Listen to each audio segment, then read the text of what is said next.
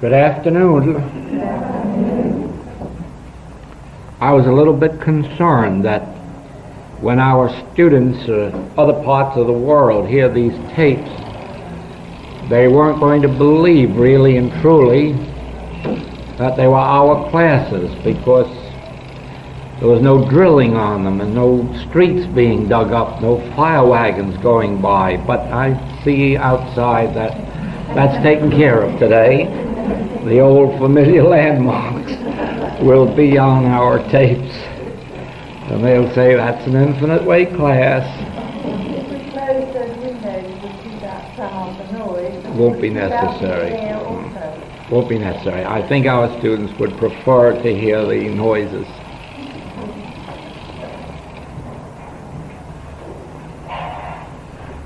Something a little bit different is taking place in this class.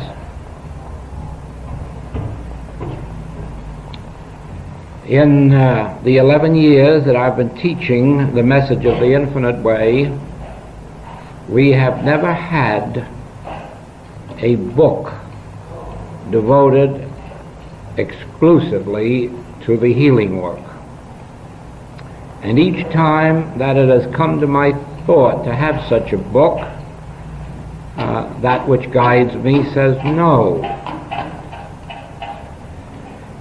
And the reason is that if you concentrate exclusively on the idea of healing, you have to lose the very thing you're seeking.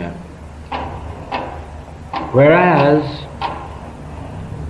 learning the principles, catching the entire vision, you have a background for healing, and then healing becomes just a part of the picture, and that's the way it should be. In other words, just as the Master taught that you're to take no thought for your life, what you shall eat or what you shall drink, so he might have gone on and said you're to take no thought for your health, but seek rather the kingdom of God, and let all these things be added unto you. And so it has been that in our work, as you read the writings or hear the recordings, you gradually develop a consciousness of truth. Sometimes you become aware of specific principles. At other times you are not so aware of the specific principles, but you know the general motif. And healing automatically fits into it. But evidently the time has come for a book, because that which is taking place here this week is very evident to be a book, and a book which will concentrate on the healing principles. So do not be surprised along about 1959 or 1960 if you receive notice of another book on the subject of spiritual healing, and then recognize your own class.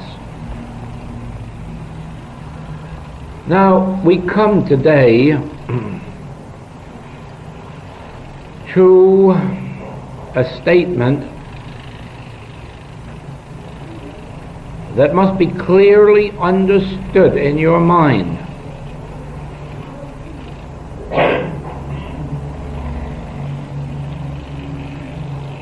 It can be misunderstood and has been misunderstood,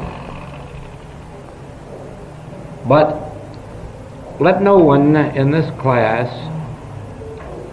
misunderstand when I tell you that all healing is a result of individual consciousness. Your individual consciousness or mine, or someone else's. In other words, healing is not dependent on God. Healing is not dependent on what you might call or have heard as God consciousness or Christ consciousness, unless you think in terms of your consciousness as God consciousness or Christ consciousness. In other words, if you at this moment had a problem and you were given the choice of practitioner to go to, out of all the world and out of all time, your thought would immediately jump to Jesus Christ, and you would go to him in the complete assurance of receiving your healing. But why is this so? Why, if it is God that heals, or if it is God consciousness or Christ consciousness, why do you particularly need Jesus Christ? And your answer is because Jesus Christ has, so far as our conviction goes, proven to have the greatest degree of unfolded and realized God consciousness. Now, if you were told you might not have Jesus, who is next in line? And if you know your scripture, you will immediately say John.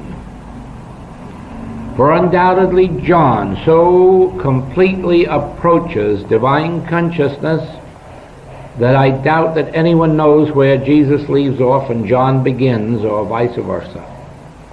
In other words, they are two men with but one consciousness, and that one the divine consciousness. And so it would be that you would probably seek John, I would, next. And then if you had to go from there, your thought might go to Peter, to Paul, because they demonstrated in their healing work the tremendous capacity, the tremendous depth of their spiritual capacity, of their spiritual awareness. And so the answer to the healing problem is this: the healer is individual consciousness. The healer is the consciousness of any individual who has attained some measure of Christ consciousness. And the measure of it, that is, the measure that they have attained, determines the degree of the healing work. Now,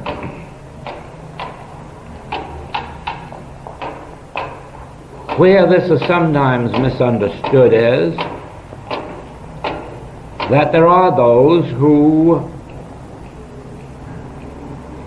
might be led to believe that this gift of healing or Christ consciousness is a personal thing and therefore belongs to some person as such. And that, of course, would be introducing egotism.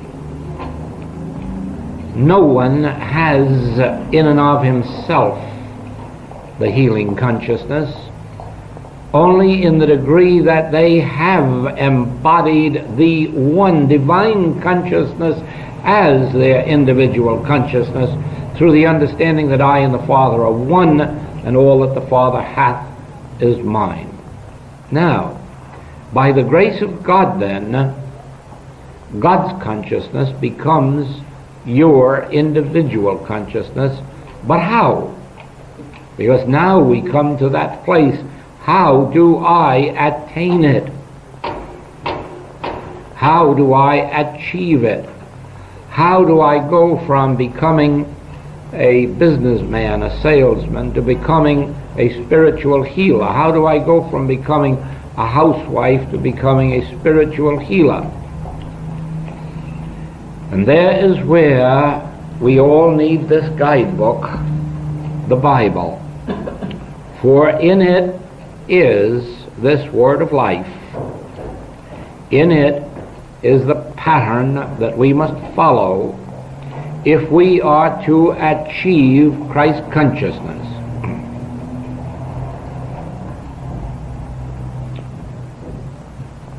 At every step of your unfoldment, remember that you could make no progress without the grace of God. That is, of your own self, regardless of how determined you might be, regardless of what zeal you might put into it, regardless of how much faith you might have, if you at the same time haven't an element of divine grace, you will achieve nothing but the intellectual knowledge of the letter of truth. So it is that you have to give recognition to the fact that you did not bring yourself to this study, that something impelled you. That something that impelled you is within you. It is that which determines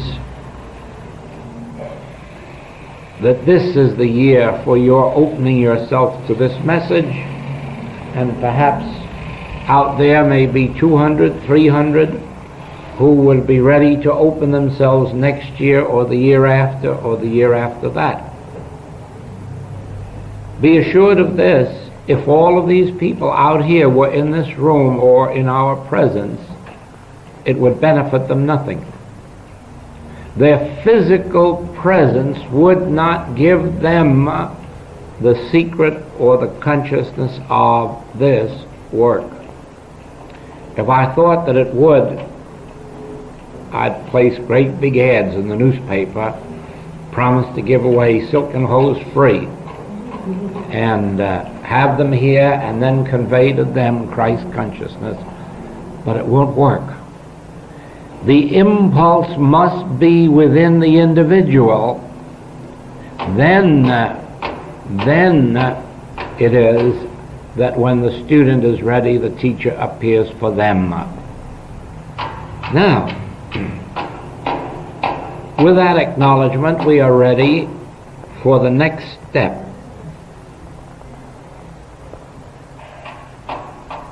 There is no better way of arriving at what constitutes Christ consciousness than to study the four Gospels to see what manner of man Jesus was and what his teachings were, and then seek, insofar as it is possible, to emulate his ways. As you study these Gospels, you will learn, first of all, that he tells you how to pray. He also tells you how not to pray. He tells you what to pray for, what not to pray for. He tells you about praying in secret. He tells you about doing your good deeds without letting anyone in the world know that you're doing them, just trusting the invisible presence within yourself to know it and openly to reward. Then watch how he tells you that it profiteth you nothing to pray for your friends, that you must pray for your enemies. Pray for those who persecute you.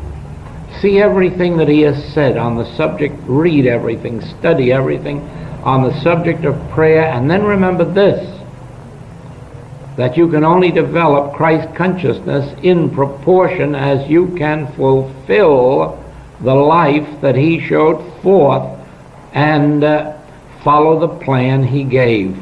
For every word he gave is a lesson unto us to go thou and do likewise.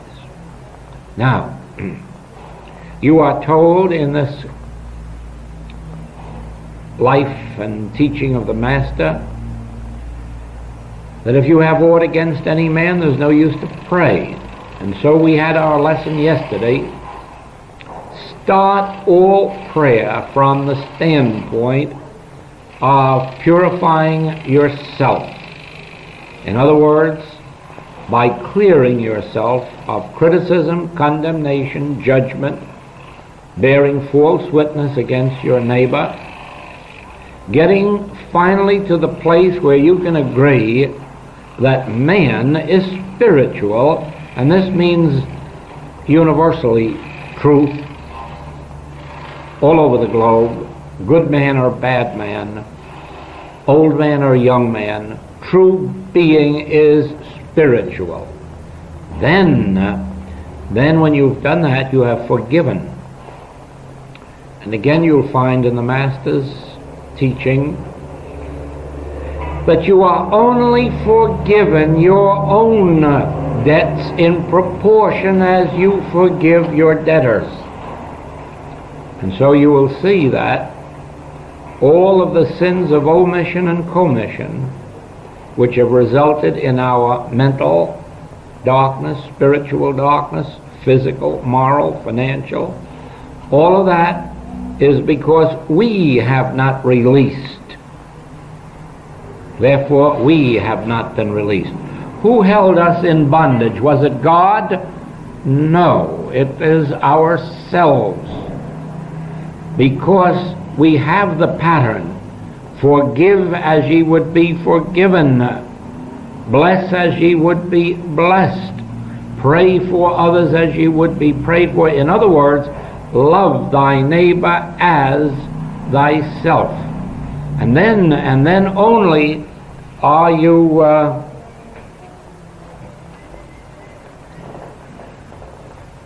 in the position of receiving grace. I'm going to digress for just a minute to take up with you the subject of supply, because it works in at this very point.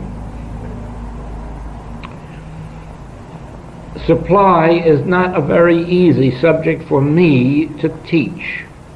And the reason is that everybody already knows it in their heart and soul, but they don't want to obey it. And so when I teach it, I know I am up against that block, that wall that does not want to hear what I have to say. But it is a spiritual truth. Supply is not income. Supply is outgo. Now the human sense testifies otherwise, but spiritual law down through the ages has proven that everyone who is attempting to get supply by getting is getting less. The few materialists that disprove that always end up by proving that this is the truth.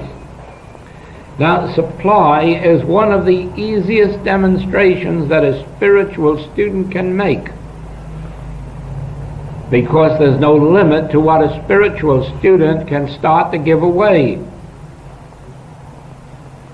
You see, we are not dealing with amounts like a certain amount of dollars or pounds when we're talking about giving away. We're talking about giving. And giving has no relationship to amounts. It has to do with the degree of our givingness. So that it isn't necessary to give anything that you can't afford. It isn't necessary to decide on a sum of money that you can't possibly achieve. Givingness is the acknowledgement that supply is through giving. And then begin. Now, we may have to start with, we may have to do a lot of giving of forgiveness. We may have to do a lot of giving up of the material concepts that we entertain of people. And we may have to give a lot of cooperation where we're now withholding it. We may have to give a lot of patience where we're not giving it. We may have to give up the desire to get recognition, reward, remuneration, gratitude, cooperation. Give it all up in the realization that it isn't what I get that is my supply, it is what I give. Then when it comes down to the dollars or pounds or shillings, we are never called upon for more than meets the common sense, but we are called upon to change our attitude and to begin at any given moment with the idea of, here starts the shilling in circulation. I don't care where it goes. as long as it starts out in circulation. The Scripture has given us this teaching under the name of tithing.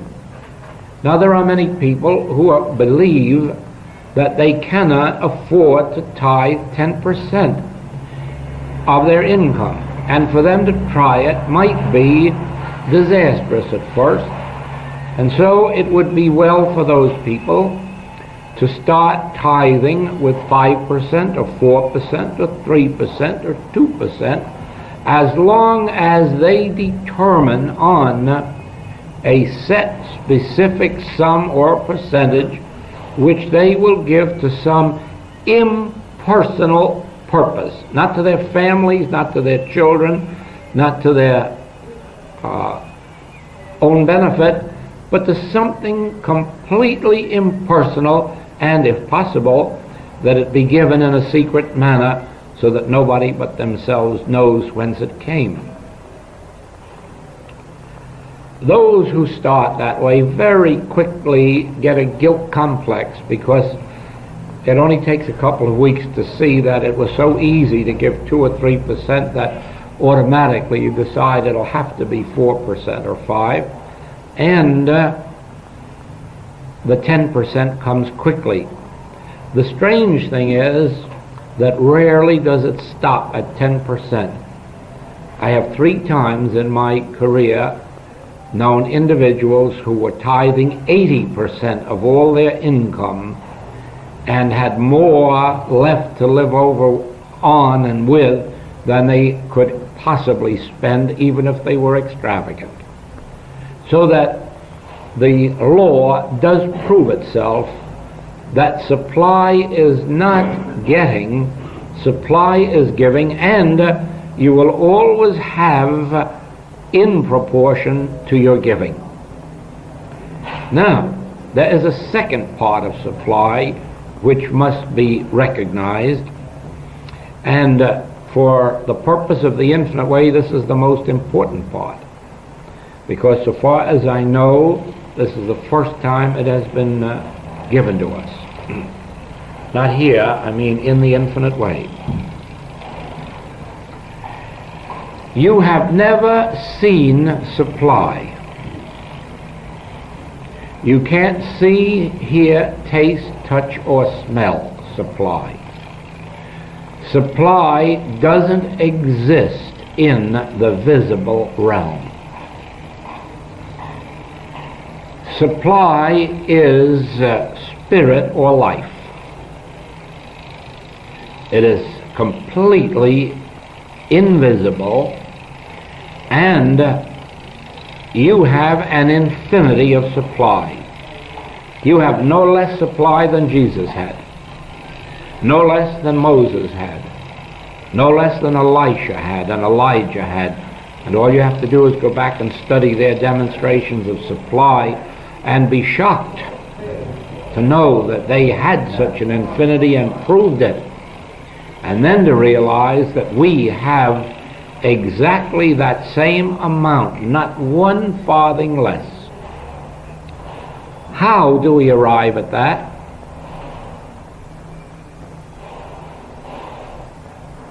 Since God is infinite, there exists nothing but God. Then God must be all the supply there is. There is no other supply than God. And the moment you let your mind run to money, properties, bonds, stocks, and think of these as supply, you are off the track of demonstrating spiritual infinite supply. Supply has never been seen by anyone, for supply is the presence of God, Emmanuel, God with us. Now, your realization of the truth that God is closer to you than breathing and nearer than hands and feet is your realization and demonstration of the omnipresence and infinite nature of supply, since God is infinite. And God in its infinity is closer to you than breathing, nearer than hands and feet. Then, when you perceive this, you can begin to claim for yourself infinite abundance, closer than breathing, nearer than hands and feet, and really and truly not insult your own intelligence, because now you are claiming the presence of God in you, the presence of infinite God, omnipresent God. And now you need take no thought for your life, what you shall eat or what you shall drink, or wherewithal you shall be clothed, or where the next automobile is coming from, or the next vacation trip. Drop these from your mind, for they are the added things. In other words, our outward good are but the symbols of the omnipresence of supply. Our classes have seen it in this wise. If I haven't a consciousness of supply, I can't have the symbol of supply in my pocket. First, I must have the consciousness of supply, and then the symbol follows on top of that. If I have the consciousness of the presence of God, where I am, Emmanuel, God with us, the place whereon I stand is holy ground. Son, thou art ever with me, and all that I have is thine. When I have that consciousness, the symbols appear as they are needed. And the symbols may be money one day, transportation the next day, hotel accommodations the next day, food, clothing, books, whatever it may be. These appear, since these are but the symbols or outer expressions of supply. Supply itself has never been seen, heard, tasted, touched, or smelled. Supply is God. Supply is spirit. Supply is the presence of the Lord with me. Supply is a life force that works through me. Now, if you need any proof of this, I will just ask you to visualize a tree, a fruit tree in your garden, and visualize it in the off season, when there is no fruit and there are no blossoms on the tree. But you are not going to cut the tree down. Why not? There's no supply there. You know better than that. You know right now that there is a life force operating in and through that tree that is forming the sap that will go up in through the trunk, out into the branch, and appear later as a blossom, and then later as the fruit. So you are not fooled at all by the barren tree. You don't say the tree has no supply. You don't say the tree is useless. You don't say the tree lacks. You just look at that tree and thank you, Father. I know what's taking place inside that tree. So it is with us. It really makes no difference. It should make no difference to any of you. It makes no difference to me what the state of my outer sense or visible supply may be at any given moment. If a hurricane came and blew it all away, I would still be where I am, and the life force would still be operating in my consciousness, and with a little patience, the blossoms and the fruit would appear again in the forms of dollar bills or whatever the need might be. All that is necessary is the recognition of this truth.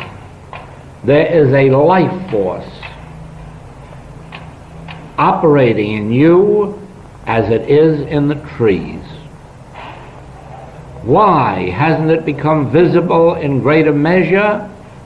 Because your consciousness wasn't attuned to the invisible, but to the visible. And most of the time, we have been trying to create in the visible. And you see, you can't multiply loaves and fishes in the visible. You cannot multiply dollars in the visible. If I start multiplying these, I'll go to jail very quickly. So if I want more of these, I must not multiply out here in the visible. I must do my multiplying in the invisible. And the manner of it is to realize that God is supply. God is closer to me than breathing, nearer than hands and feet, therefore my supply is closer to me than breathing. That God is infinite, therefore my supply is infinite. And like the fruit tree, heaven help the person who lets their fruit stay on that tree and doesn't pluck it. They will soon learn how quickly a tree can dry up and give forth no more fruit. It is only as we pluck the tree, as we take the fruit off and the flowers from the flower bushes, that this life force immediately goes to work to push out twice as many as it had before. So it is with our supply. It is only in proportion as we can love our neighbor, give out love, give out forgiveness, give out cooperation, always without seeking a return. Only the Indian giver gives and then seeks the return. The true spiritual light gives out of the fullness of a heart of givingness and seeks no return because there is no need for a return. God is one's sufficient return. Now, when you see this, you see one of the major healing points in the infinite way. That it is your consciousness of truth that determines your supply. It isn't a God somewhere, it isn't a Christ somewhere, it isn't a spirit somewhere. It is your consciousness. Your developed consciousness, if you weren't born with such a consciousness, as how many have been, very few. In nearly every case, it has been a matter of a developed consciousness. Elijah wasn't even sure of Elisha's consciousness and put him through the test to see whether he had arrived at Christ's consciousness. So it is.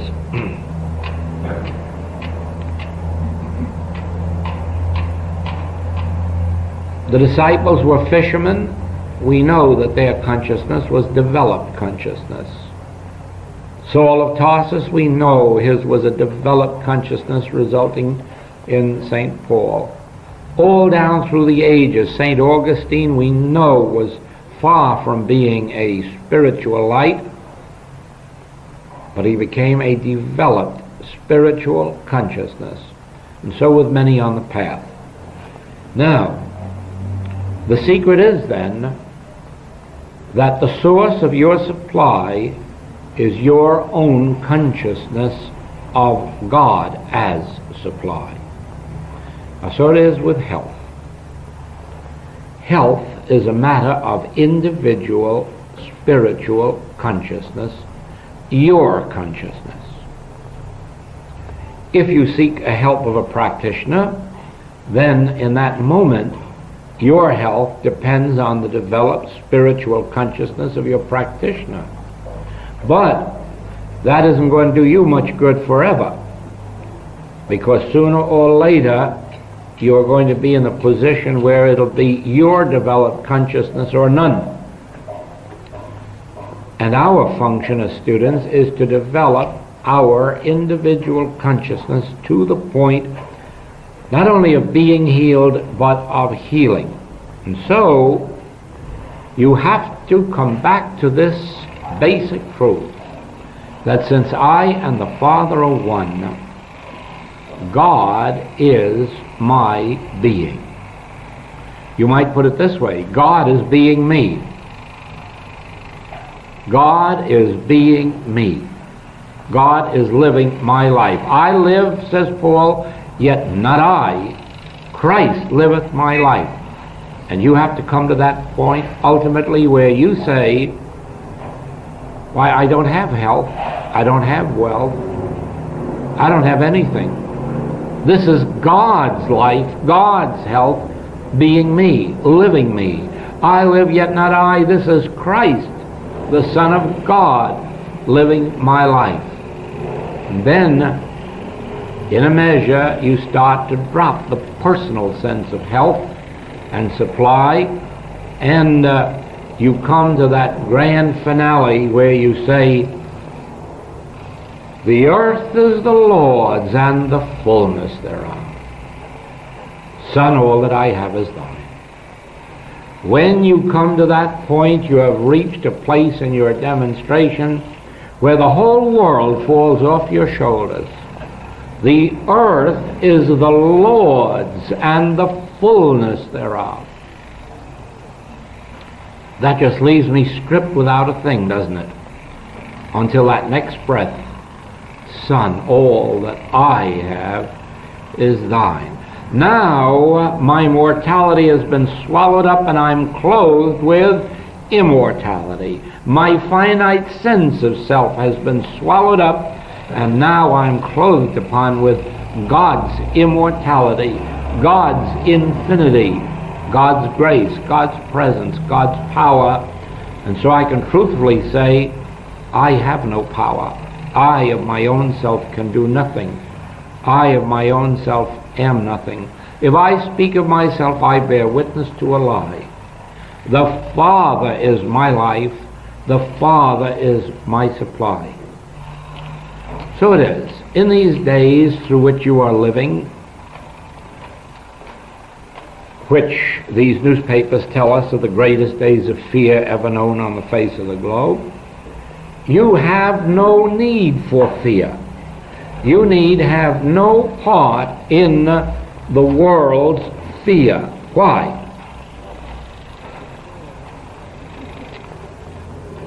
As far as the world is concerned, no defense has been found, no bomb-proof shelter which is secure against these nuclear bombs. Therefore, well, just realize it. Our life is dependent on the good nature of Mr. Khrushchev. Now, isn't that a terrible thought to have for a godly people? Isn't that terrible? Of course it's terrible because it isn't true, is it? Our scripture tells us that God is a fortress. Now the question is, would you like to take issue with God? With the Bible?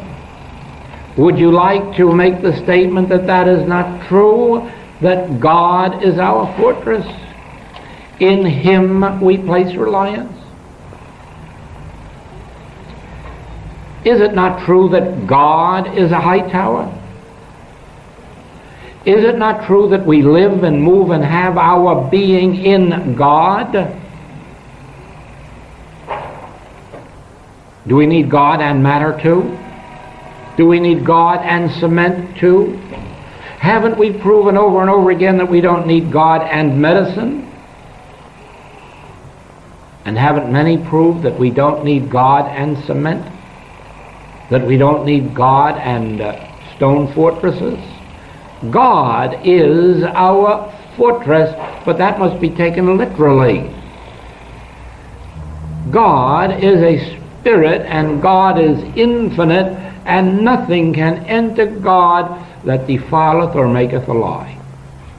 And our life is hid with Christ in God. Now you see that without the practice of these truths, the Bible is nothing more nor less than a book on a table. It is not a living, demonstrable word. Actually, it is true that I and the Father are one, and therefore I live in God and God in me. I in thee and thou in me, for we are one. But just as you have to see that supply is invisible, health is invisible, so you have to see that safety and security are invisible properties of God, and you're in them. You dwell in the secret place of the Most High. You don't go there Sundays exclusively. You are there morning, noon, and night. You dwell, you live in the secret place of the Most High. You live and move and have your being in God if you realize that you yourself are invisible. You must remember that I am invisible. You do not see me. You are just looking up here at my body, and I am looking at yours. I can't see you unless, with my eyes closed, I can reach back inside of your eyes, and back there I'll find you, and I can begin to tabernacle with you and know you as you really are. I'll never get to know you by looking outwardly at your form, nor will you get to know me. For the form is but the visible evidence of me, just like the dollars are only the visible evidence of my supply. My supply is invisible, and I carry it wherever I go, even into my shower bath. But the visible evidence of it is outside. And so it is that I am invisible, but the visible evidence of me sits in this chair. And that is the form. But if you destroy this form, I will still be here. I will never leave you nor forsake you. Whithersoever thou goest, I will go. I will be with you unto the end of the world. And if it should be necessary, in 3 days I could raise up the form again that has been destroyed.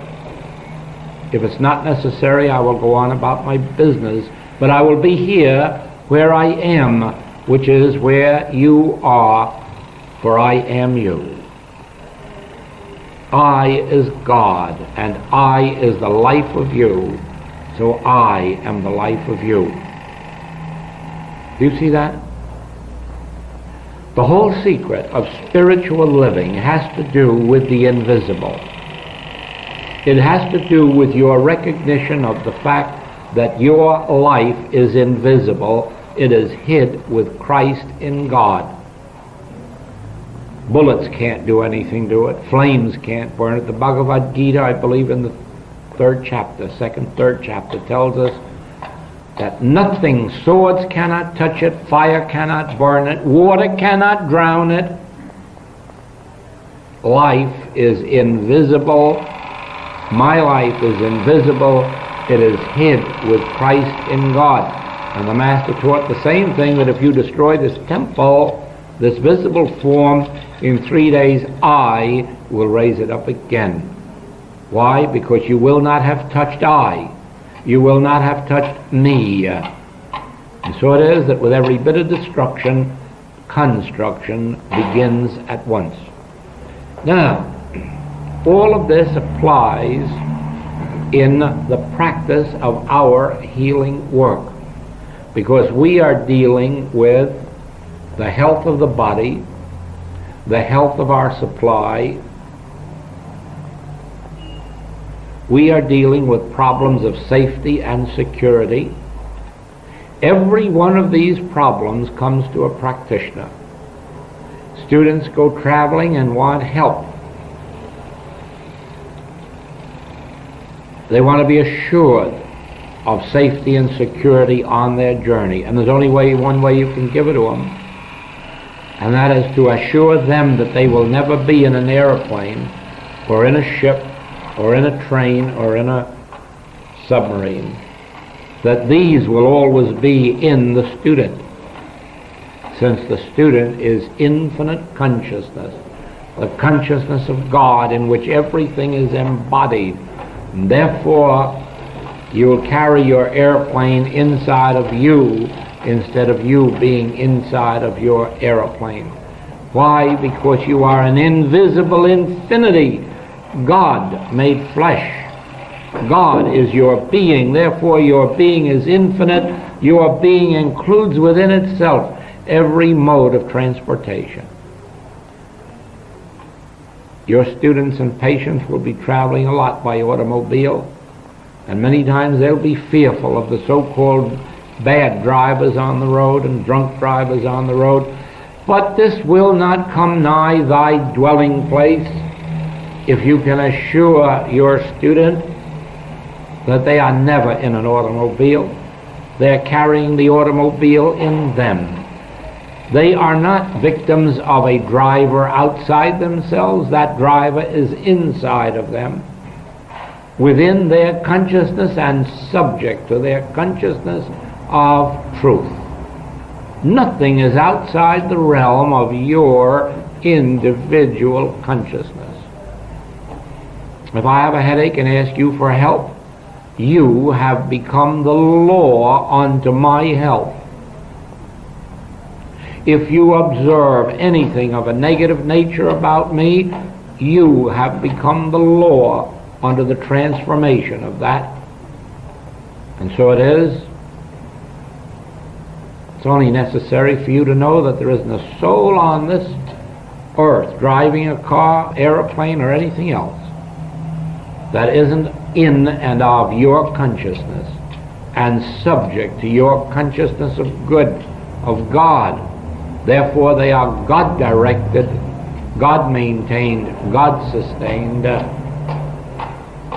Do you see how this applies then? Your health is a matter of my consciousness. And the moment somebody asks you for help, their health becomes a matter of your consciousness, and their health responds to your state of spiritual consciousness. And if you know these truths, if you know that life is invisible, never subject to matter or material conditions, if you know that supply is spiritual, never seen, always omnipresent, always infinite, if you know that God is a fortress and a high tower, an invisible cloak protecting you from every false belief of the human mind, you can walk up and down this earth and never be seen by the carnal mind. But you see, it rests with you. Ye shall know the truth, and the truth shall make you free. There are no mysterious gods sitting around waiting to do this for you. I need only remind you that in India, the average lifespan is 29 years. That in the United States it is, for the male, 67 years, and for the female, 74 years. She doesn't have quite so much worry, they tell us. Why the difference between India and the United States?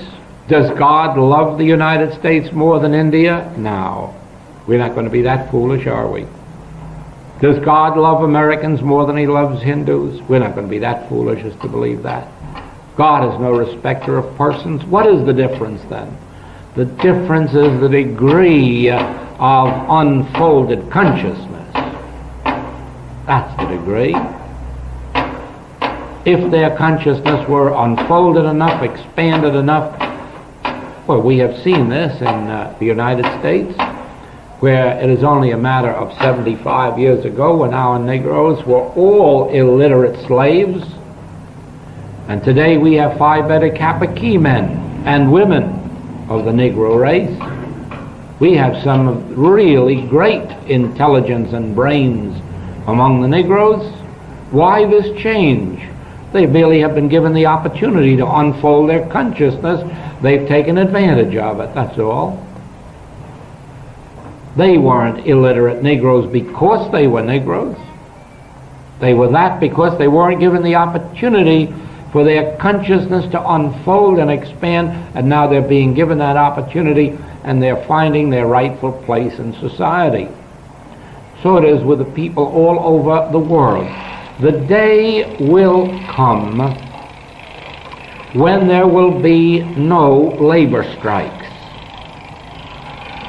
I wouldn't be surprised that almost every one of us in this room will be right here on earth to witness that day. Why? Because it is known now that there never was a legitimate reason for a strike. Strikes have been brought about through ignorance of how to settle these affairs. Just as you know that wars will be outlawed very quickly. Why will they be? Because in this age we know that wars don't settle anything, therefore that can't be the way to settle them. But a few generations ago that wasn't known. If somebody disagreed with you, you got up and punched them. And if you were a country, you just sent your army out to punch them. And that was the way it was done, always with physical force. But that was because human consciousness was not unfolded enough to know that there isn't a subject in the world that can't be reasoned out at a table. But enlightened consciousness now reveals that to us, and the result is that in the United States we have very few strikes, and most things are being settled, and the strikes that we still have, we have mainly because the type of union leader is not yet the enlightened one. And as they give way to the more enlightened ones, strikes go out. So it is. We live on a border with Mexico, and we live on a border with Canada, and we have no wars with them. Why? Because they are two countries like ourselves with enough developed consciousness that we can reason out our problems without going to war about them. And that is becoming now universal. Now, if the metaphysical religions of this last 3/4 of a century have proven anything at all, it is that anyone can be a healer who seriously wants to be. Not easily always, oh no. To some it comes very, very easy to be a healer. To some that consciousness comes very quickly. To others slowly. But it's attainable by anybody who is determined enough to have it. Why? Because it has nothing to do with any mysterious outside gods. It has nothing to do with any mysterious outside powers. It has to do with what degree of developed consciousness can you bring to bear on a problem. Now, when you are called upon to help someone with supply, and you can say, certainly I'll give you that help. I'd like you to help along a little bit too by searching yourself and see if there isn't something that you can start to give somewhere where you haven't been giving it. Oh, not to your family. We know you're doing that all right. But to someone who isn't your family or someone who's your enemy. No, I can't think of a thing. Well, then search your clothing closet and see if there isn't something there that you might spare. Start this giving business, and you'll start the supply, and then I'll do the rest. And what do? You sit down, you get into meditation, and the first thing you do is you purge your own consciousness by realizing, Father, forgive this individual. They do not yet know that they have the infinity of spiritual supply right where they are, but I know it. I know that where they are, God is, and God is infinite, and God is supply. And so I know that supply is with them. I know that they are the very embodiment. I know that it's as true of them as of Jesus, that I have meat This person has meat that the world knows not of. This person has the bread of life, the staff of life, the wine, the water that springs up into life eternal. I know that they hath, because I know that all that the Father hath is theirs. And I know now that as they start to let loose of it and begin to yield a little bit on the giving side, that the rest will begin to flow. And soon you'll find out that your knowing this truth set them free from the belief of lack and limitation. Someone comes to you with a physical disease. Practice according to the infinite way, and if they want to tell you what the disease is and where it hurts them, let them, but don't hear them. Don't ever listen. Don't take it in, because you might believe it. If you believe it, you can't heal them.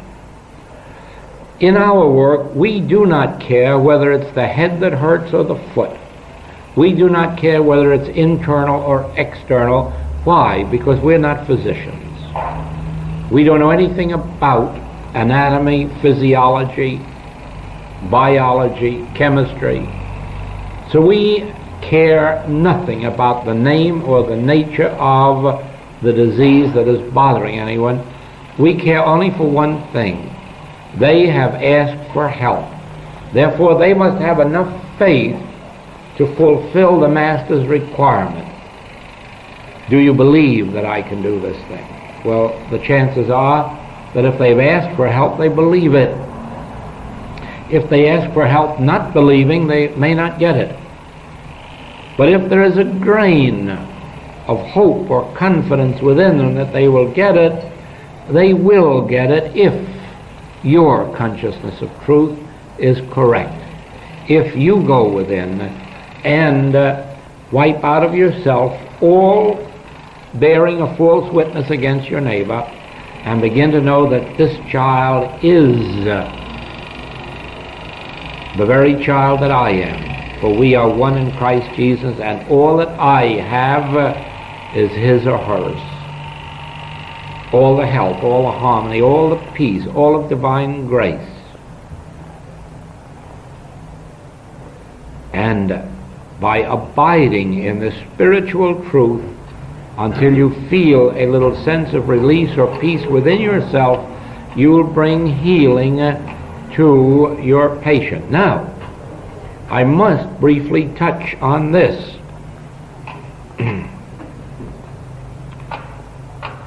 And this includes two words: idolatry, atheism.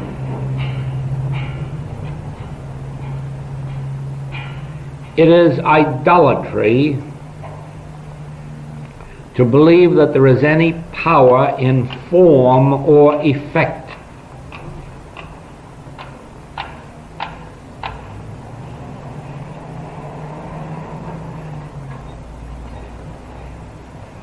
Even the food you eat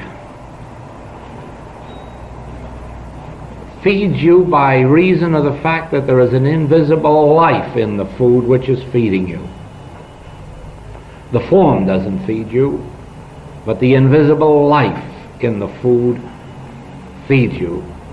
That is why we now have many cases of malnutrition, of people who are eating so heartily that they're pounds and pounds and pounds overweight, and yet become violently sick with malnutrition.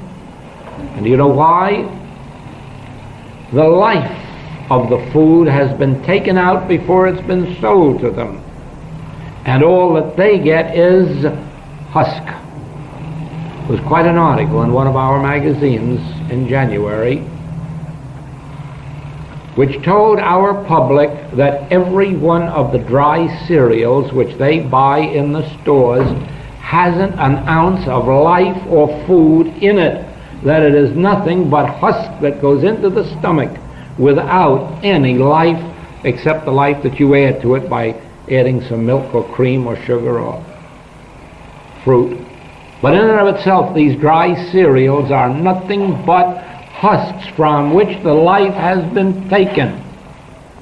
And yet they're sold for food and for children's food.